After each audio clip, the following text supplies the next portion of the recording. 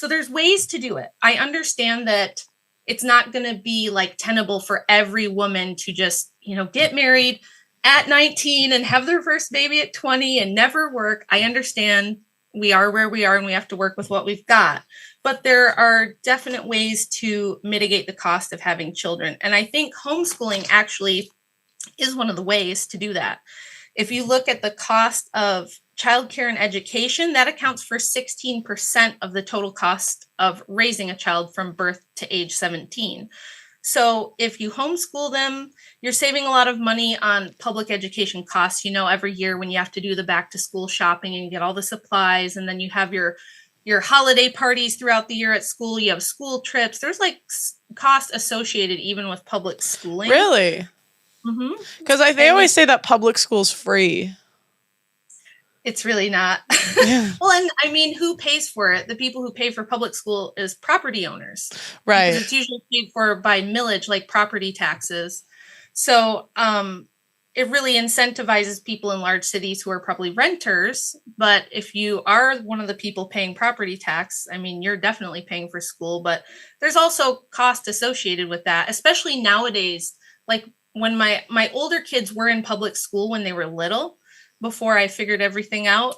And every year we'd get a list of like, okay, you need to bring this much Kleenex, these many pencils, pens, hand sanitizer. They need to have spare clothes to keep at school in case, they fall in a mud puddle or get sick or something. And then you would have to do like the Halloween party, the Christmas party, the Valentine's. You got to buy a Valentine for every kid in the class. And they go on multiple trips, and the trip costs $20, plus you got to send them with spending money.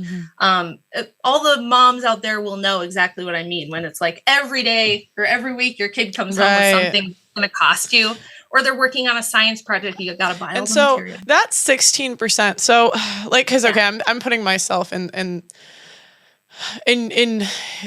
that situation, right? But I'm thinking like, me, I'm horrible at math, like horrible. So how do you know? I'm thinking like, I'm like, oh God, I could not teach my children math. I can't. So how does that work if you're not good at a subject, or maybe school wasn't really your thing? How does that work? Yeah.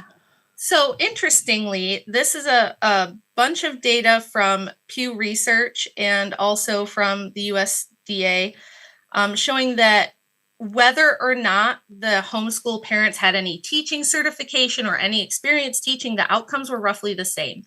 And the wonderful thing nowadays is that we have a ton of choices on curriculum. On my channel, my next show is going to be about homeschooling curriculum and how to choose it. And I have a really cool publisher that I want to talk about who makes homeschooling materials that are from before the era of modern public education. They're like the classical learning style. Those are really easy to follow along with. They have teaching guides. So basically, like I always tell people, I probably learned more homeschooling my kids. Really? Than I taught. Yeah. Oh, wow. yeah. Definitely. So how does that, like, I'm just trying to think a day in the life of you homeschooling, like the night before you teach yourself whatever the lesson is, and then you teach it to your kids. Is that how it works? I don't know. Sorry if this is a dumb question. I just don't know. Everybody has a different style, but the way I do it is we kind of just go along. And then if I'm like, I don't know what this is, I'm like, okay. And then I'll show the kids, if we don't know this, how do we find the answer? How do you look something up and make sure that it's a good source that you're getting the information from?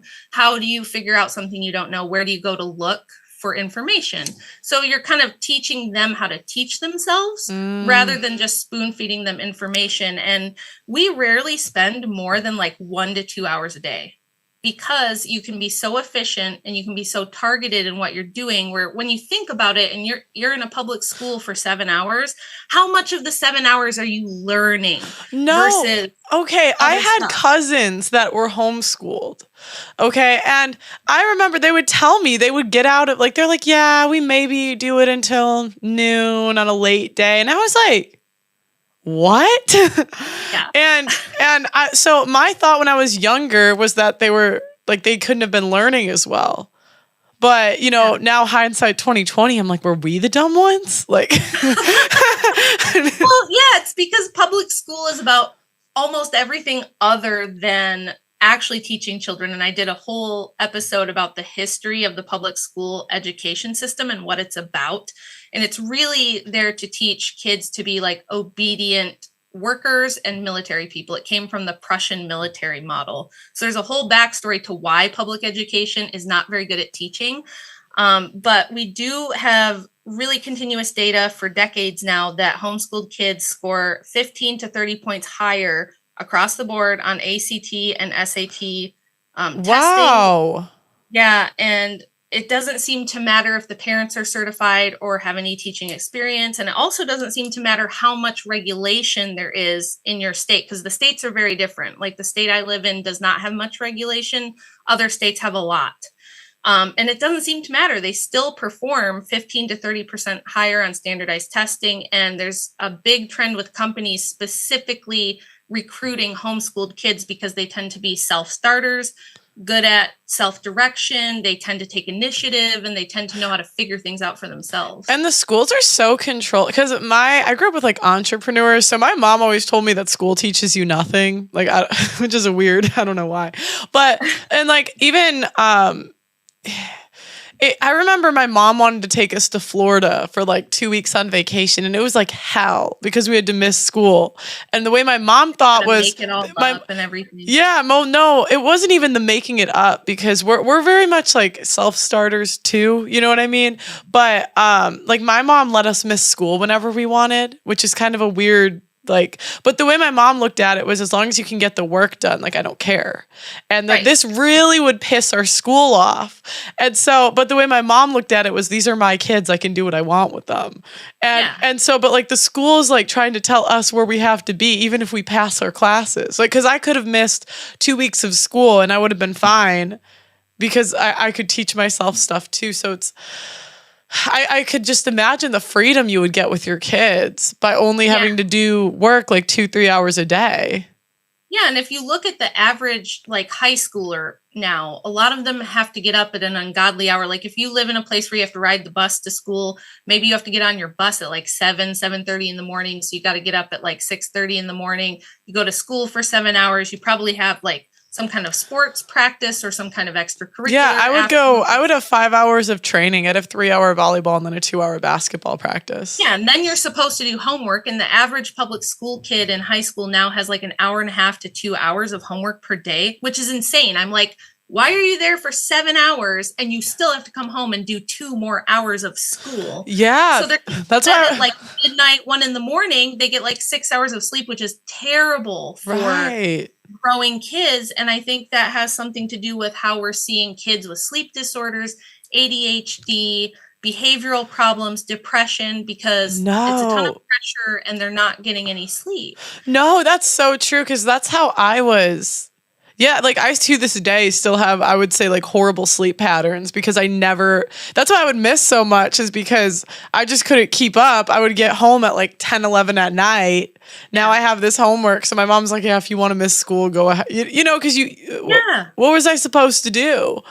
I don't know. I when my older kids were in school, I was just like, this is insane. This is crazy to me. It just seemed so inefficient and so backwards. And so, with my second oldest, she's the first one I started homeschooling. And then now the youngest 2 are completely homeschooled, and they have super high reading scores. And they learn so much more than just like what you would learn in public school. Like, honestly, their public school friends, they'll be like, Mom, my public school friends don't know this and they don't know that. And they have no idea about this. And because like I basically teach them how to be an adult. So I take them to the bank with me if I go to the bank, and I explain how banking works and how the banking system works. I take them with me to the grocery store and explain how we budget our groceries and why we only have this much to spend and how to prioritize what we're going to buy based on that. And how to figure out, okay, if this is 30% off, right? How do we calculate how much this is going to cost if it's 30% off? So you're using like real world hands-on examples.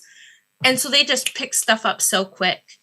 And we just kind of have an environment in our home that is just really conducive to learning. So they're doing fantastic. And honestly, if I had one thing I could go back and do over, I would probably do more homeschooling with the oldest. Mm-hmm. She's turned out fine, but is just so nice because they get along great. They're best friends. They help each other. So one of them is really good at math.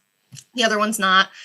One of them is really good at writing and the other one's not. So they help each other too. So if they're doing math, one is helping the other. If they're doing their writing, one's helping the other. How does it work? Are there like tests that you guys have to take, or like, I'm just wondering how testing would work. So me personally, I do an assessment, like kind of like they do in public school at the beginning and the end of the year, just to see where they're at. But by this point, I kind of already know. Do you know what I mean? So like, I'll know, okay, this one needs a little bit of work on her math because she's struggling there, but she's like super far ahead in her reading and writing. So I don't like push her, and I don't have to push her because she enjoys that.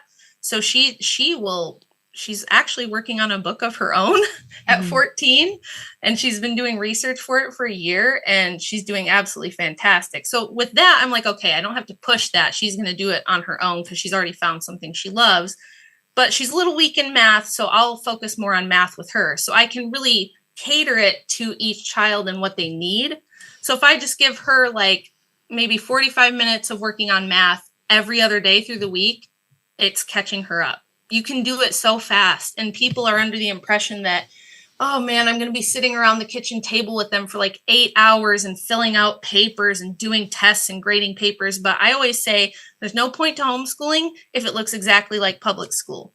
So don't look at your public school education and try to do that. Think about your public school education and all the things you wish you would have learned. Like for me, it was stuff like, why didn't they teach me how taxes work and how to pay my taxes and like how that works? Why didn't I learn some home economics and personal finance and budgeting? That would have been way more helpful than learning like Pythagorean theorem or something like that, right? So I kind of take the things I wish I knew more about that I know now as an adult are really useful and helpful, and I focus on those things. And each family and each child's going to have things that work for them, and it's okay to take your time to learn that and figure it out as you go. You have plenty of time. You'll get so much done homeschooling in such a shorter time than you think. So I actually wrote a whole article about this. If you guys are interested, I can link that with all like details about this stuff. Yeah. Wow. That's so interesting. So you spent I'm just blown away, 2-3 hours a day on school. Yeah. Okay. So, because the common complaints I hear about that is that the kids won't be socialized. Now, okay, I'm gonna give you kind of devil's advocate both sides. Sure. Yes. I actually do agree to some extent, because I'm thinking of my cousins that were homeschooled, and they were a little bit weird. I won't lie to you, but now in hindsight, I'm like, you know what?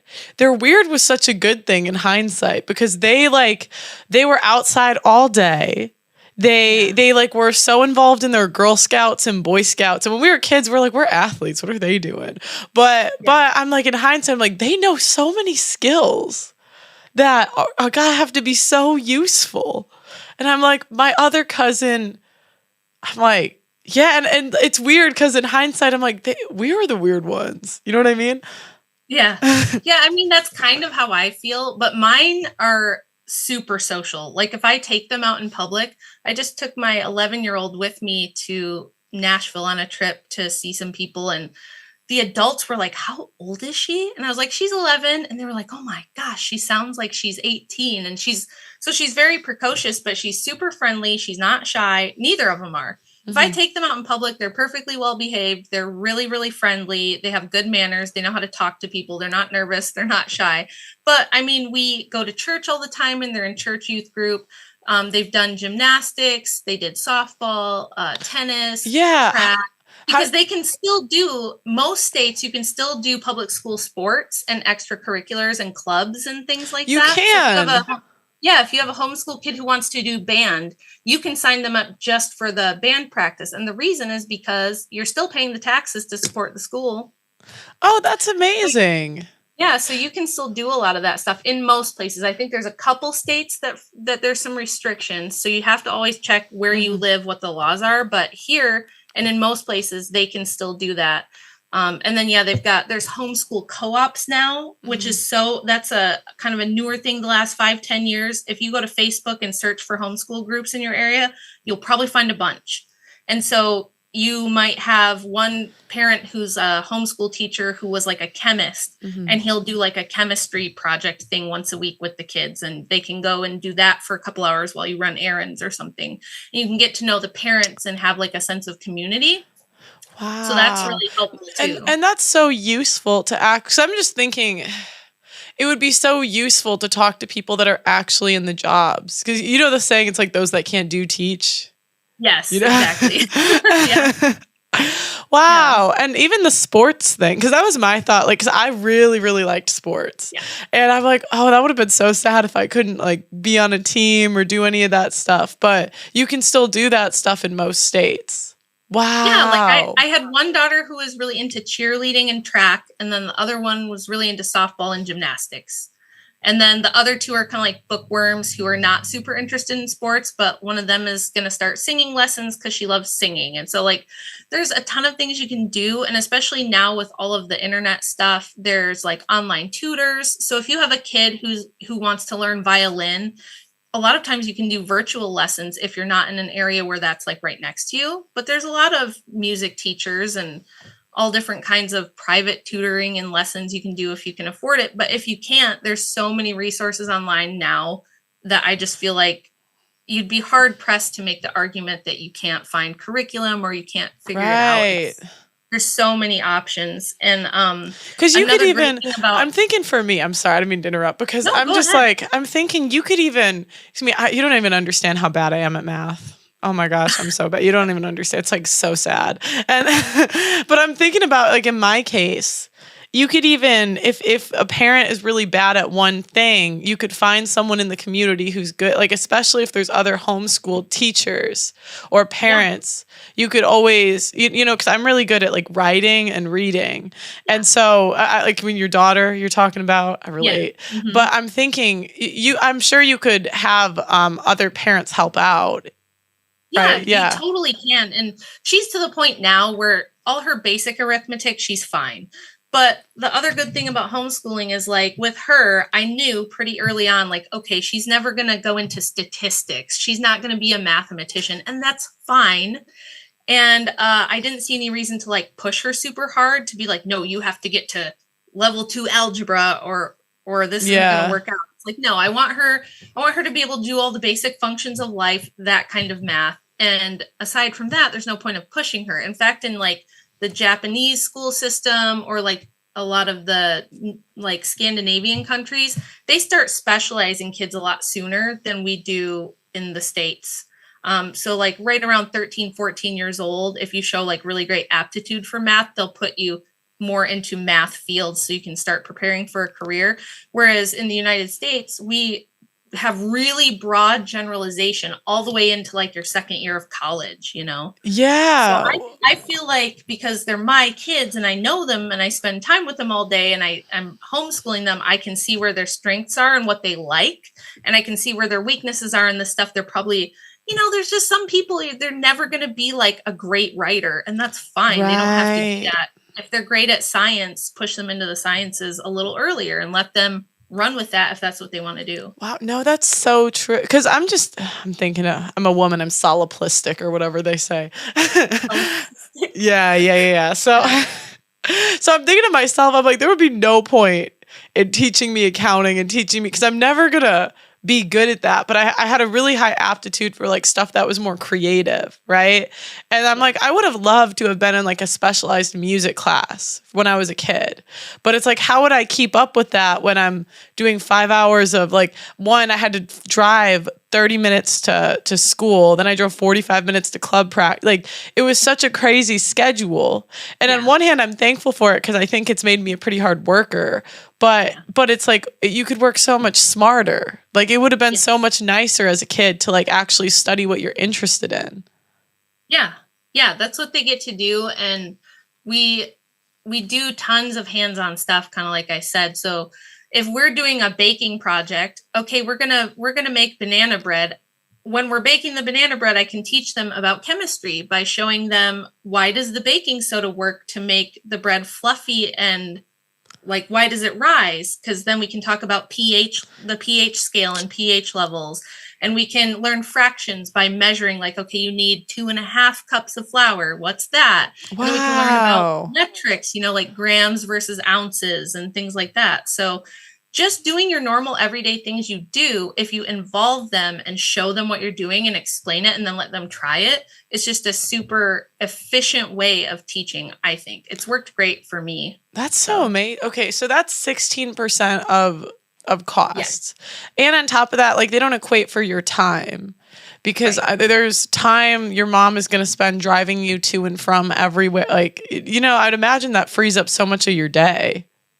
It does. And I really feel like public school has become kind of like a free daycare. Like, they almost pitch it to you as like a free daycare, somewhere to stick your kids for 7 hours so that mom can work, right? Mm-hmm.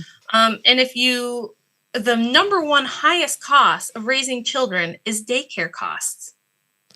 $409 a week is the national average in the U.S. for a daycare for 2 kids. Wow. That's $20,000 a year. Wow. And the average woman makes 38. Yeah. So the average woman in the United States makes $36,726. Oh, I'm off a little bit. And I did a little budget here just about the cost of moms working. So let's say you're making $36,000 a year. You're the average woman. I know there's women that make more, and that's great. Fine for them. But let's just say you're an average mom, and this is about what you're making. It's about $765 a week gross. If you're paying $409 for your childcare for your 2 kids, and then you have your work wardrobe, you probably buy lunch at least a couple days a week. But let's just say you're packing your lunch and you're only buying lunch at work once a week. You are driving a car that's cash. You don't have a second car loan, because a second car loan is a whole nother $420. Oh yeah, that's true. But let's say you're being real smart and you're being real frugal about it, and you just buy a $5,000 cash car. You're just paying the average on insurance, which is like $200 a month. And then you have your gas cost to commute back and forth to work. After you take all these costs out, the costs are $490 a week. So you're only bringing home $274 a week. And you're losing all that time with your children. All that time with your kids. And then you're putting them in a state-run institution where now, I don't know if you guys have seen public schools now, but the amount of bullying and violence, the amount of indoctrination with certain ideas, a lot of higher rates of abuse. There's actually higher rates of abuse in public schools than there are for kids who live with both biological parents at home. So yeah, you're giving up all of that and you're risking all of that and putting your kids in a really inefficient learning system so that you can make $274 a week on average. It's kind of nuts. Wow. Yeah, and then because that happened to my sister, and we went to Catholic school, so it wasn't even public. And even them, like, they showed my sister CNN Kids, and she came out, like, my parents are both conservative, all right? And thank God, it's funny, I have a very liberal personality. You take a personality test, it can tell you if you're liberal or conservative. Luckily, I spoke to my dad a lot about these liberal ideas I would find. He would dispel all of them. My sister, not so lucky. She's come out pro drag shows. Pro. How? I'm like, we have 2 conservative parents. They like indoctrinate. It's like all these women that didn't have kids. So they're trying to indoctrinate yours. Well, that's what I have people on Twitter who don't love me because I talk about these things. And they'll be like, your kids are going to be weird. I'm like, okay, even if my kids are weird, they're not going to get off the school bus and come tell me that they're switching genders. So, I had a girl tell me, as far as I can tell. I interviewed a girl last week who she said her school made her think she was gay, and she dated a girl for like 2 years. Yeah. You see all those libs of TikTok teachers, who are putting all the pride flags in their classroom and teaching their kindergartners about being genderqueer. And if that's what you want, fine. But I think there's tons of parents out there who don't want that. And so that's why I do talk about this a lot, because I want them to know that this is very doable. It's very doable, even though we don't have a family wage. But to the extent that we can convince mothers. Now, if you're a single woman, you're not married yet and you want to work, or your kids are grown up and moved out and you want to work again, I don't see any problem with that. But if you're a mom I think that you should try your best to stay home and be home with your kids as much as possible. And if you want to do that, there's a lot of ways to do that. And if more and more women do, wages are going to go up for the men who are trying to support families. We'll see something closer to a family wage than what we have now.